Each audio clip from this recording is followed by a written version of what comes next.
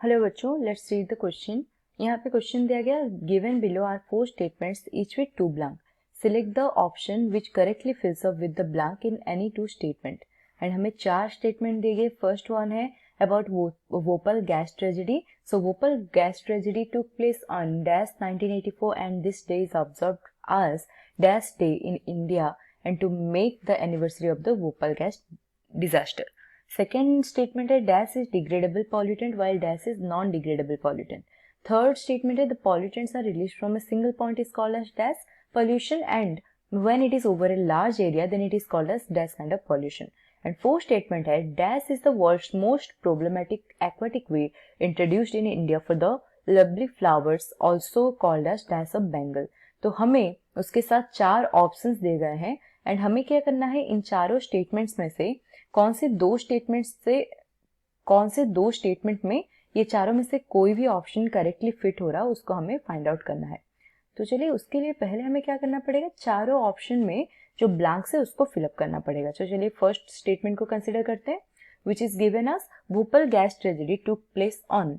तो ये कब हुआ था? टुक प्लेस ऑन द 3 दिसंबर को ये हुआ था। ओके, 3 दिसंबर में हुआ था इन द ईयर 1984। एंड उसको कैसे ऑब्जर्व किया जाता है उस डे को?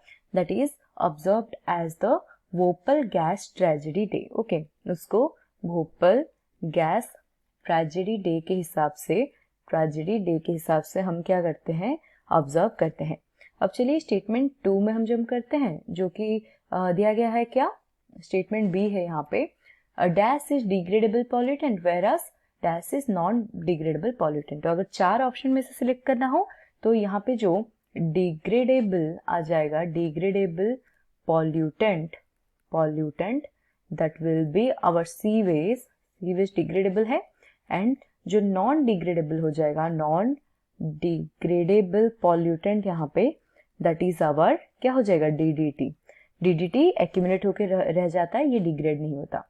चलिए अब ऑप्शन सी में मूव करते हैं और स्टेटमेंट सी में जो कि दिया गया है, when pollutants are released from a single point source it is called as, जब एक सिंगल पॉइंट से पॉल्यूटेंट रिलीज होता है, सिंगल पॉइंट, तो उसको हम क्या कहते हैं, that is called as our single और पॉइंट सोर्स पॉल्यूशन कहते हैं। Okay, that is called as point source pollution.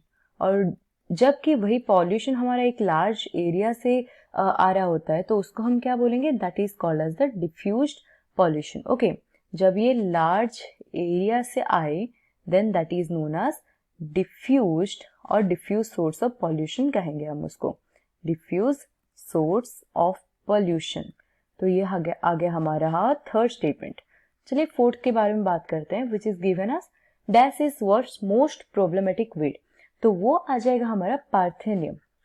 Parthenium है most problematic aquatic weed, and जिसको कि लवली फ्लावर्स के लिए इंडिया में इंट्रोड्यूस किया गया था। एंड उसको हम क्या बोलते हैं, that is known as terror of Bengal बोला जाता है उसको, टेरर ऑफ बेंगल। तो अगर हम अभी इन चारों का आंसर हमें मिल गया, अभी ऑप्शंस के साथ मैच करते हैं। तो फर्स्ट ऑप्शन अगर यहाँ पे देखें तो पार्थेनियम एंड टेरर दिया गया, ये तो करेक्ट है, बट ये जो स्टेटमेंट का जो ब्लैंक्स हैं वो करेक्टली मैच नहीं है। सेकेंड ऑप्शन में दिसंबर 2 दिया गया, ये भी रॉन्ग हो गया हमारा। Third option sewage DDT point source and diffuse source, ये करेक्ट हो गया। फोर्थ ऑप्शन भी रॉन्ग है। तो हमारा करेक्ट आंसर क्या हो गया, that is the option C which is given as B statement का जो ब्लैंक है, फर्स्ट वन इज सीवेज, ये करेक्टली मैच है। सेकेंड वन इज डीडीटी, ये भी हमारा करेक्टली मैच है।